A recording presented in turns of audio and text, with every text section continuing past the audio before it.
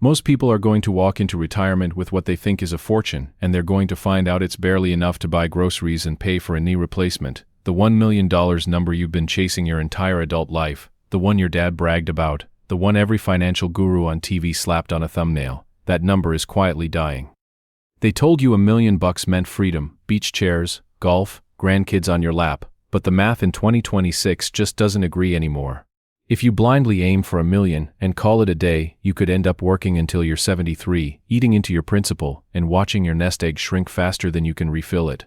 But if you actually understand what the new number looks like, you can still hit it on a normal income, no inheritance, no startup exit, no lottery ticket. So I'm going to walk you through exactly why $1 million isn't enough anymore, what the real 2026 target looks like, and the 3 moves that actually close the gap. Quick question before we get rolling. What age are you planning to retire at? Go ahead and drop a comment down below. I read them. Now, let's start with the math everyone learned in 2005 and never updated. The original rule, the one financial planners have been quoting for 30 years, is the 4% rule. It came out of something called the Trinity Study, and the idea was simple. If you save up a nest egg and you pull out 4% of it in your first year of retirement and then adjust that withdrawal for inflation every year after, your money should last roughly 30 years. So $1 million times 4% gives you $40,000 a year. 40 grand. That's the famous number. And honestly, in 1998, 40 grand a year, on top of Social Security, was a perfectly fine middle-class retirement. You owned your house, gas was $1, and a doctor's visit didn't require a second mortgage, but we're not in 1998, 40 grand a year. On top of Social Security, was a perfectly fine middle-class retirement. You owned your house, gas was $1, and a doctor's visit didn't require a second mortgage, but we're not in 1998. 40 grand a year. On top of Social Security, was a perfectly fine middle-class retirement. You owned your house, gas was $1, and a doctor's visit didn't require a second mortgage, but we're not in 1998. So let's actually look at what 40 grand buys you in 2026. The average Social Security check right now is about $2,000 a month, so call it $24,000 a year. Add your $40,000 from the nest egg, and you're sitting at $64,000 a year in gross income. Sounds okay, right? Now subtract federal and state taxes, subtract Medicare premiums, which are not free, by the way, subtract a supplemental health plan, because original Medicare doesn't cover everything. You're now looking at maybe $50,000 of actual spendable money. And that's before a single grocery run, a single car repair, a single trip to see the grandkids. You guys, that is not the retirement they sold you. And here's where it gets uglier. Fidelity ran the numbers in 2025 and found that the average 65-year-old retiring today is going to spend around $172,500 just on healthcare over the rest of their life. That's per person. For a couple, you're looking at well over $300,000 in medical costs alone. So before you've bought a single round of golf, more than a third of your $1 million nest egg has a job already lined up, and that job is keeping you alive. Now let's talk about the silent killer of retirement plans, which is inflation. From 2021 through 2025, cumulative U.S. inflation ran somewhere around 20%, depending on which basket of goods you measure. That means $1 you saved in 2020 buys you about 80 cents of stuff today, and inflation doesn't stop the day you retire. If we assume a normal 3% inflation rate going forward, in 20 years your $40,000 withdrawal has the purchasing power of about $22,000 in today's money. Half of what it was when you started. This reminds me of when I was around 24 and I had maybe $4,000 sitting in a checking account, and I genuinely believed if I just hit $1 million by 60, I was set for life. Nobody told me the million was a moving target. Nobody told me the goalpost was on wheels. And so I spent a couple years coasting, telling myself the magic number would save me. It wouldn't have. Not even close. Northwestern Mutual ran a survey in 2026 asking Americans what they think they actually need to retire comfortably. And the answer that came back was $1.46 million. That number is up more than 15% from the year before. So in 12 months, the average American's perception of what retirement costs went up by almost 200 grand. That's not paranoia. That's people doing the grocery math and realizing the old number doesn't work. So what is the real number? Honestly, for someone retiring in 2026 who wants the same lifestyle a millionaire retiree had in the year 2000, you're probably looking at somewhere between $1.5 million and $2 million. Now, I'm not a financial advisor, but in my opinion, if you're in your 30s or 40s today, your target should be closer to $2 million, just to give yourself a buffer for inflation, healthcare, and the small probability that you live to 95.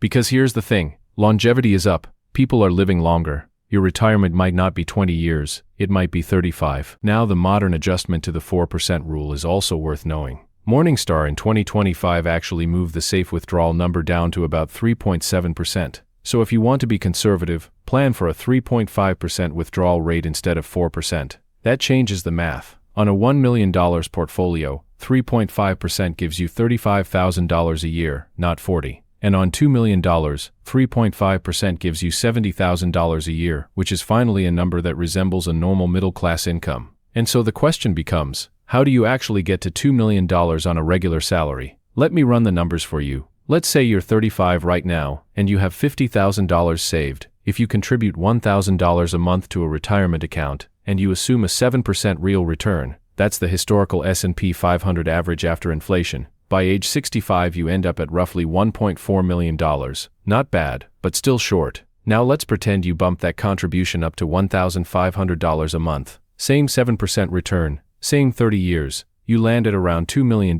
That's the magic number. The difference between $1,000 and $1,500 a month is the difference between scraping by and actually retiring comfortably. $500 a month. That's one nice dinner out per week. That's a car payment on a vehicle you don't actually need. And like I said earlier, the goalpost keeps moving, so you want to give yourself a cushion above the minimum. And here's the part that almost nobody talks about. You don't have to do this with one giant heroic move. You can stack 3 smaller moves and get there. Move number 1, max out your employer 401k match. If your company offers a 5% match and you're not taking it, you're literally turning down free salary. That match alone, over 30 years, compounds into hundreds of thousands of dollars. I'm not gonna lie, this is the cheapest mistake to fix, and the most common one I see. Move number 2, open a Roth IRA and contribute up to the 2026 limit, which is $7,000 a year if you're under 50. Roth money grows tax-free and comes out tax-free in retirement. That matters more than people realize, because if tax rates go up in the next 30 years, which,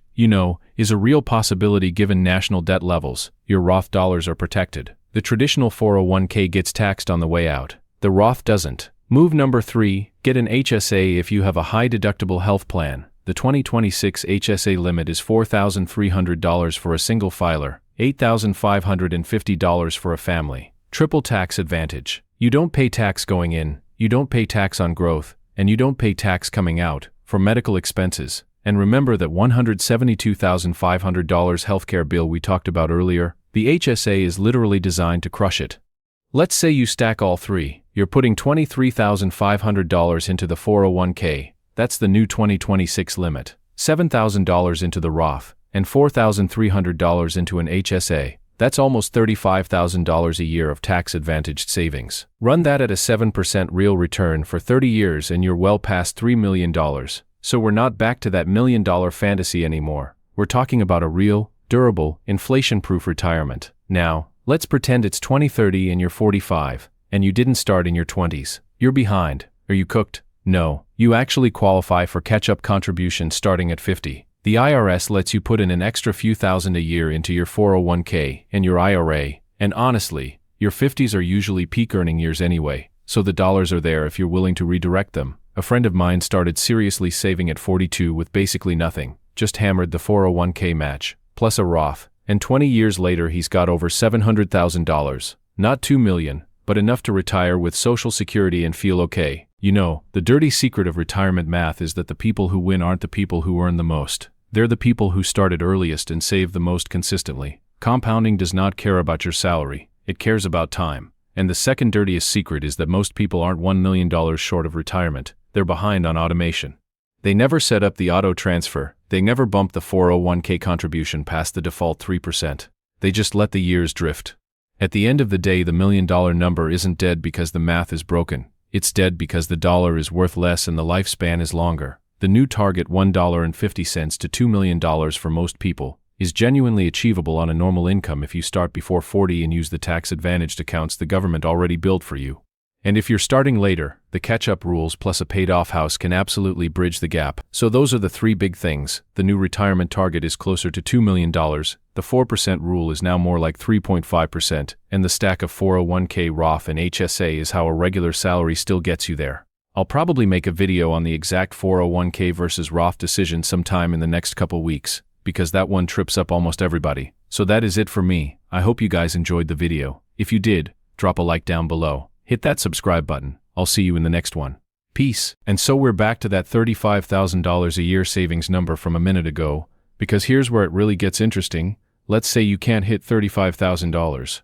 Let's say realistically you can only do half of that, $17,500 a year, because life is expensive, you've got a mortgage, maybe a kid in daycare. Run that at the same 7% real return over 30 years, and you still end up at roughly $1.65 million.